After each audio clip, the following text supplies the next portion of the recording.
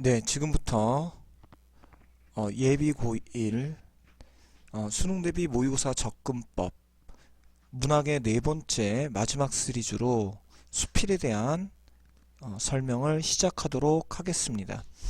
수필은 다른 영역에 비해서는요, 기본적인 내용들은 크게 복잡하거나 어려운 거는 없습니다만 운문이나 다른 쪽에서 다루었던 내용들이 바탕이 돼서 이쪽에서 다뤄지는 것들이 좀 있으니까 그걸 좀 고려해서 접근해 주시면 될 것 같습니다. 자, 먼저 수필에서 접근법 먼저 생각해 볼 거는요. 먼저 수필이라고 하는 갈래의 특징 자체가 글쓴이의 체험이나 혹은 경험이나 이런 걸 바탕으로 한 일화로부터 글쓴이가 느낀 어떤 깨달음, 교훈 이런 것들을 이뤄가는 방식으로 이루어진 것으로서 대표적인 게 우리는 일기라고 하는 것들을 주로 얘기를 해왔습니다. 그래서 여러분들은 일단 내용을 파악하는 데 있어서 그리고 문제 출제 요소로서 생각해야 될 건 어떤 체험이나 경험이나 일화가 제시되고 있는지 하는 요것을 먼저 체크하시고요. 이게 한 개일 수도 있고 여러 개일 수도 있겠습니다. 그러면 그 각각에 대한 글쓴이의 시로 치자면 정서태도, 그러니까 어떤 일이 있었는데 그것으로부터 무엇을 느꼈느냐, 무엇을 배웠느냐, 어떤 감정이 들었느냐 이런 것들을 체크해 가는 것이 수필에서는 가장 포인트가 되겠습니다. 따라서 문제 푸는 방식들은 우리는 앞에서 계속 해왔던 것처럼 보기 문제 먼저 풀고 개별적인 거 풀고요. 개별적 작품에 대한 설명 이런 거 먼저 풀고요. 그 다음에 복합적인 함께 물어보는 문제들 이런 것들을 풀어가는 순서대로 할 거고요. 그 다음에 기억이나 니은 이런 것들의 우선순위를 두어서 문제를 풀어갈 겁니다. 여러분들도 지금쯤이면 이런 방식으로 문제를 풀었기를 바랍니다. 자, 그래서 다음 구체적으로 자, 요번 2021년도 11월 이방익의 표해가 그리고 김기림의 여행이라는 작품을 복합으로 제시됐던, 자, 요거는 고전 작품이고 요건 현대 작품으로서 선생님도 이번에 처음 보는 작품입니다. 그럼에도 불구하고 자, 어떻게 이 문제들을 접근하고 풀어가고 내용을 파악할 수 있는지 여러분들과 같은 입장에서 하나씩 체크해 보도록 하겠습니다. 자, 먼저 어떤 문제를 먼저 풀라고 그랬냐면, 자, 보기 문제를 먼저 풀라고 했습니다. 그래서 보기 문제를 먼저 좀 확대해서 보시면은요.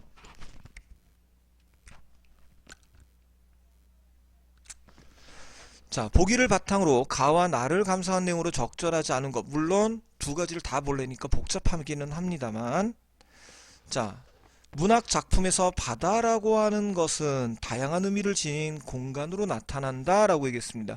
그러면 이게 지금 바다라고 하는 게 중심 소재가 된다라고 하는 것을 밝혀주고 있습니다. 다양한 의미를 지닌 공간이라고 그랬으니까 어떤 의미를 지닌 공간으로서 제시되는지에 대한 설명이 있을 것으로 보이는데, 자, 가에서는 화자가 직접 체험하는 공간으로 예상치 못한 조난을 당한 화자가 생명의 위협을 느끼며 벗어나고 싶어하는 공간이다 라고 얘기했습니다.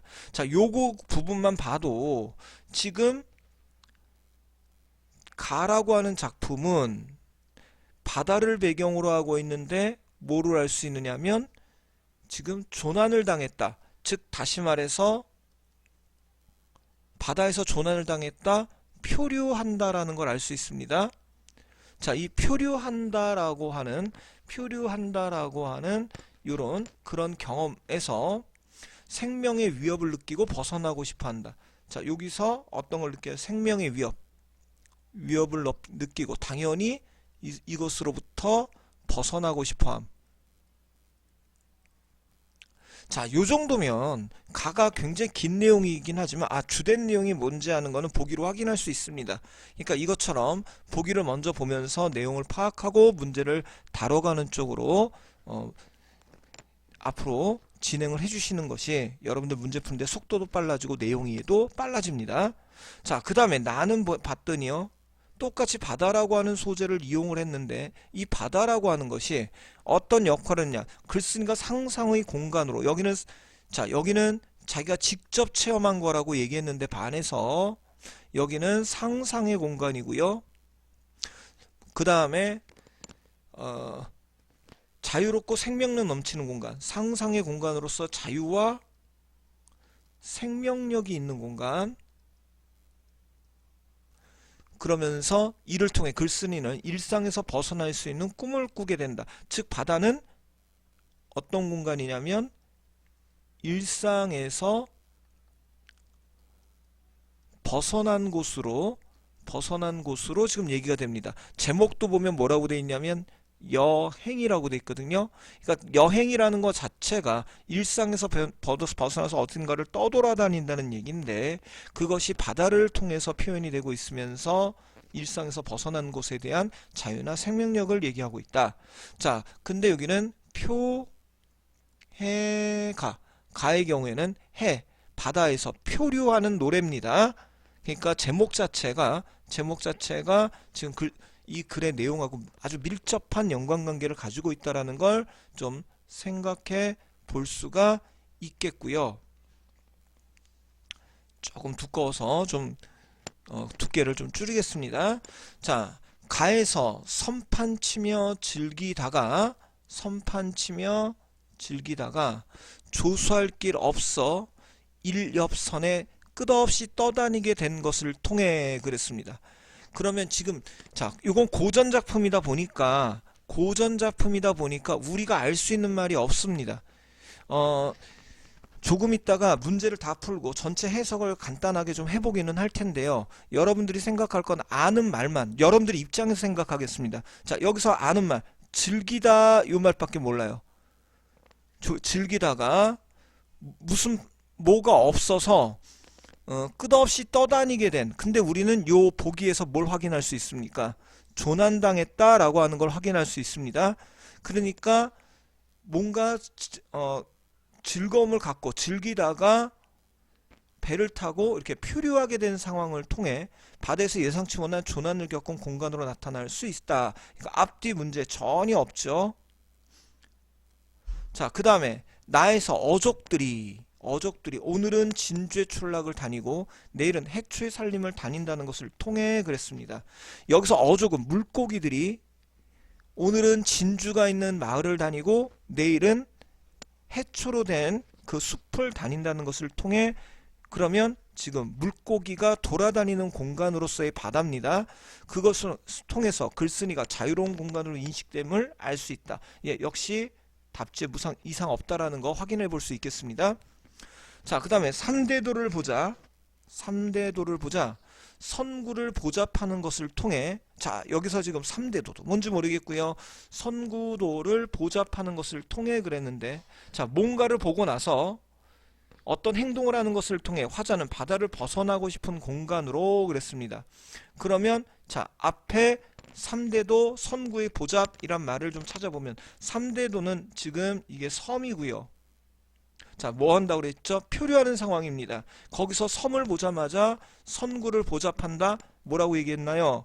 네, 배를 수리하는 거라고 얘기하고 있습니다. 배를 수리하는 것. 즉 그것을 통해서 벗어나고 싶은 공간. 예, 가능합니다. 그 다음에 사치한 물고기들이 해저의 국경을 만들었다는 것을 통해 글쓰는 바다를 일상에서 벗어날 수 있는 공간으로 인식하고 있다. 자, 국경을 만들었다라는 건 뭐죠? 어족들이 국경을 만들었다? 뭔가 이렇게 공간이 있으면 거기에 구획을 갖다 나눠놨다라는 것과 관련이 됩니다. 그걸 통해서 벗어날 수 있는 공간이랍니다. 뭔가 좀 이게 맞는지 틀리는지는 본문의 앞뒤 맥락을 보지 않으면 도대체가 확인할 수 없는 내용이에요. 명확하지 않습니다. 그래서 물음표 찍고 넘어가겠습니다. 자, 그 다음에 4번에 가에서 어복 속에 영장할 수 있음에 원통하다는 것. 어복 속에 영장한다는 게 무슨 소리인지 모르겠습니다. 여러분들 입장에서 얘기하겠습니다. 모르겠습니다. 무슨 소리인지. 확 의미가 와닿지 않아요. 그 다음에 원통해 하는 것을 통해. 원통하다. 예, 표류하니까 원통하겠죠. 바다는 화자가 생명의 위협을 느끼는 공간으로, 즉 바다가 표류하는 상황이니까 생명의 위협을 느낄 만합니다. 나에서 어린 물고기들이 청초하고 활발하다고 하는 것을 통해 여기 생명이 넘치는, 활발하다, 여기에서 생명력에 연결 지을 수 있으니까 맞다는 거 확인할 수 있겠습니다.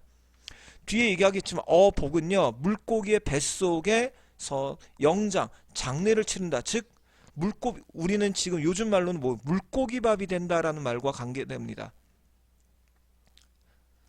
물고기밥.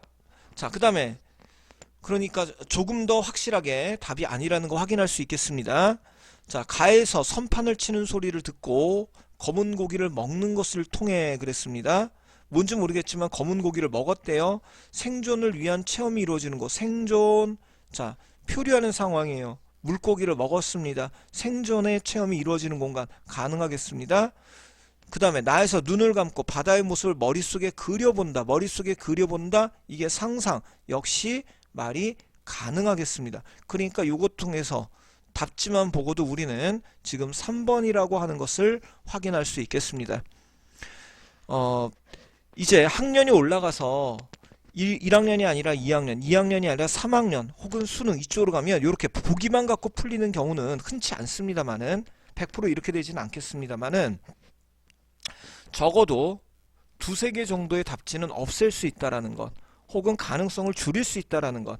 그래서 문제를 풀 때 좀 더 집중력을 만들 수 있다라는 거 생각하시고 이런 연습들을 계속해서 해주시기를 부탁드리겠습니다. 자, 두 번째 개별적인 문제로 가보겠습니다. 자, 여기는 지금 보면 기억과 니은이라고 얘기를 하고 있고요. 그 다음에 여기는 A와 B라고 얘기하고 있습니다. 자, 그러면 지금 기억이 지금 뭔가 그러고 봤더니 여기서는 지금 기억이 바다라고 하는 공간이 되겠고요. 자, 그 다음에 니은이 뭔가 그러고 봤더니 지금 바다가 아니고 여기는 큰 섬이네요. 큰 섬. 그 다음에 여기는 차표라고 되어 있습니다. 그럼 요거는 자, 어떤 단어의 의미는 그 앞뒤에 붙어있는 말로써 확인하라고 그랬습니다. 그러면 우리 큰 섬과 차표 한번 보도록 하죠.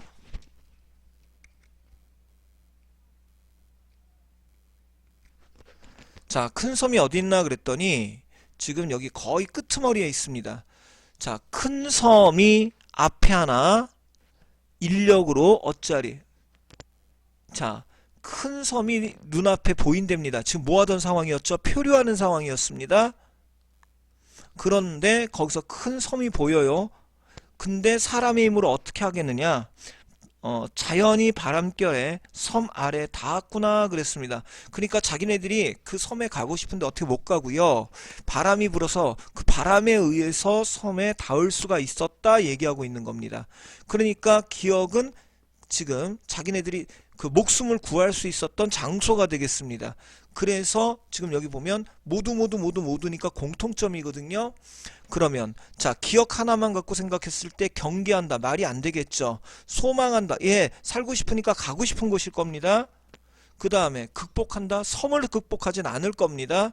그 다음에 동화되려고 한다. 하나가 되는 거니까 나는 저 자연 속에서 살아요. 그러면서 자연과 하나가 될 거예요. 그런 거 아닙니다. 우월감 말도 안 되죠. 우리는 기억 하나만 봐도 이 큰 섬이라고 하는 게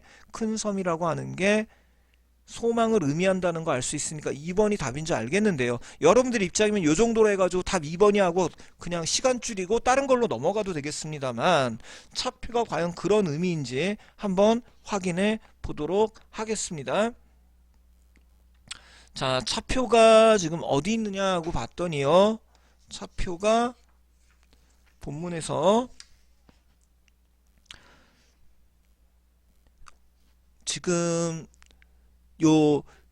자기가 멀리 여행을 가고 싶은데 사무원이 가지고 있는 그 차표 하나라도 나는 갖고 싶다 뭐 이런 의미였습니다. 그래서 차표가 찾기가 좀 미리 좀 찾아놨으면, 예, 여기 있네요. 자, 여기 보면,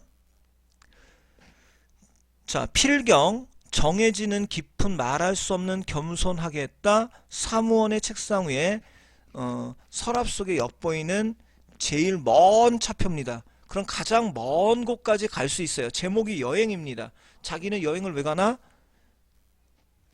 자유롭고 싶어서.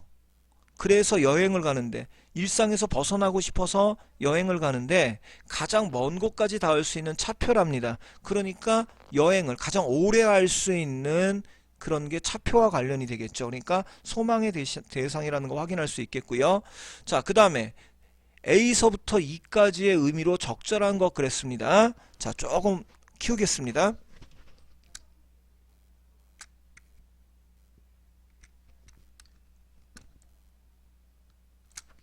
자, 보시면은요. A, 그렇지만 날더러 돌 가운데서 오직 하나만을 가리라고 하면 둘 가운데서 뭐하고 뭐요? 앞에 이제 나오는 내용 보면 산하고 바다 중에서 하나를 가리라면 자기는 어디요? 바다를 가질 것밖에 없다. 그래서 두 대상에 대한 평가를 바탕으로 자신의 선택을 드러낸다. 예, 산도 좋고 바다도 좋은데 그 중에서 자기는 바다가 더 좋더라. 이런 내용을 얘기하고 있는 부분이고요. 그 다음에 B, 여행에서의 낯선 상황을 가정했다 그랬는데요. B 보니까 자, 만약에 제잘거리는 이국의 소녀, 다른 나라 여자를 만나게 된다면, 소녀를 만나게 된다면 두려워하지 않고 서투른 외국말로 대답할 것이다. 이런 걸 이제 낭만적이라고 하겠는데요. 어디를 돌아다니고 뭐 이런 걸 낭만적 분위기, 낭만적인 태도 이렇게 얘기합니다. 그래서 자기가 취할 행동, 이국의 소녀를 만난다면 난 말을 걸어볼 거야. 예, 맞습니다. 그 다음에 C 보면은요. 자, C를 보면 자, 이 부분에 있네요. 짧은 바지에 노타이, 그러니까 짧은 반바지 같은 거 입고 넥타이 없이 그 다음에 무슨 백을 들고요. 그 다음에 지팡이를 두드리며 차표가 가는 데까지 자기는 걸어갈 거다 그랬습니다. 그러면 여기서 자신이 원하는 여행지에 여행자의 모습, 나는 이런 모습으로 갈 거야 하니까 예, 맞겠죠. 그 다음에 D, 자신이 아직 해결하지 못한 일을 여행에서 마무리하고 싶은 마음 그랬습니다.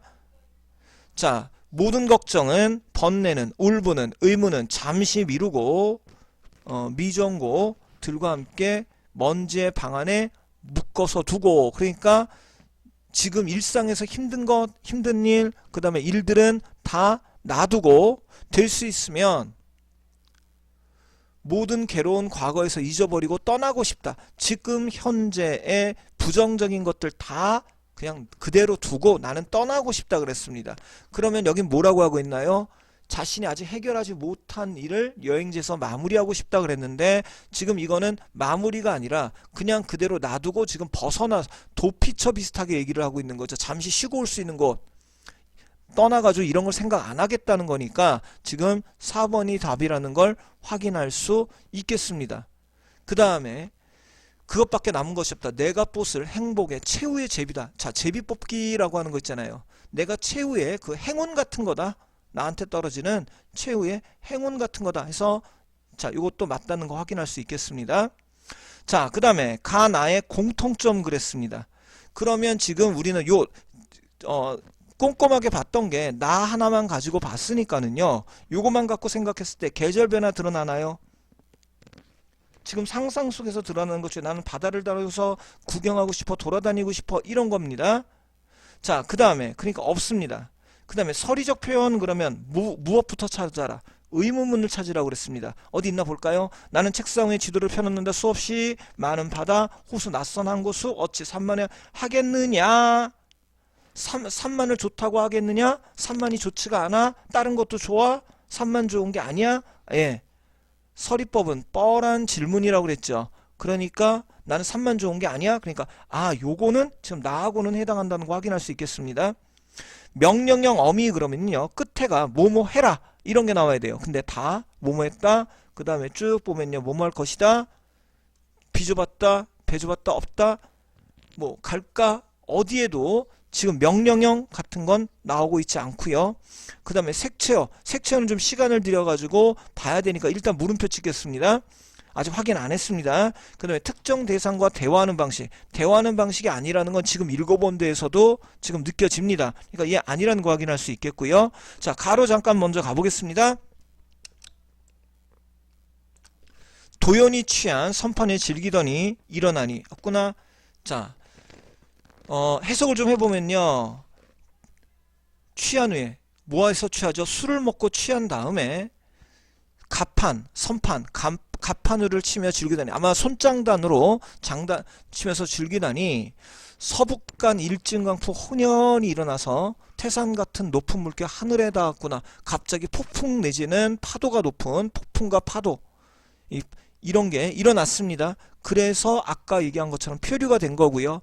주중인이 황망하여. 자, 배 안에 사람들이 당황해서 조수할 길 있을 수냐. 손을 쓸 길이 있겠느냐. 아무것도 없다. 여기가 지금 의문문이죠. 그러니까 요 정도 봐가지고 서리적 표현 요게 맞구나 하는 거 확인할 수 있겠습니다. 자, 이렇게 해서 문제풀이는 요 정도로 마무리 짓고요. 지금부터 첫 번째 거, 두 번째 거에 대한 작품을 좀 빨리빨리 정리를 해보겠습니다. 지금 보다시피 이렇게 해서 여기는 지금 폭풍을 만나서 조난당했다는 얘기가 나오고 있고요. 그 다음에 여기서 어떤 감정이요? 살기를 바랐어요. 거의 체념을 했네요. 체념을 했고요. 손 쓸 방법이 없어. 그 다음에 만경창파 일엽선에 끝없이 따라가니 넓은 바다에 일엽선 조각배가 나뭇잎 같은 조각배가 끝없이 떠내려가니 자, 슬프다는 얘기합니다. 슬프다. 무슨 죄로? 어째서 이별인가? 나 이제 죽게 됐나? 일생일사 자고로 예사로다. 뭐 살고 죽는 거리 옛날이나 지금이나 흔하게 있는 일이야. 그런데 아까 봤던 부분입니다. 물고기밥이 되는 것이 어찌하니 원통한가? 원통하지 않겠느냐? 원통하다. 나 지금 여기서 죽을 때 되면 죽고 살 때 되면 사는 건 좋은데 나 지금 물고기밥 되는 건 너무 원통해. 부모 처자 우는 거동 생각하면 목이 맨다. 예, 슬프답니다. 계속. 죽기는 차분하나 기가는 무슨 이고. 야, 죽는 것도 지금 스스로 내 이거 분수인가. 자, 자부가 무슨 뜻인지 볼까요? 자부, 자기 분수. 이것도 내 분수라고 생각할 것이 있는데 갈증은 또 무슨 일이냐. 그러니까 죽는 것도 억울한데 지금 죽기 전에 갈증을 먼저 느끼고 있습니다. 그런데 자, 갈증이 어떻게 됐나요? 큰 비가 내려서 구해줬고요. 그래서 입에서 성이 난다. 그래서 야, 이거 갈증을 비 때문에 그거 먹고 살았고요.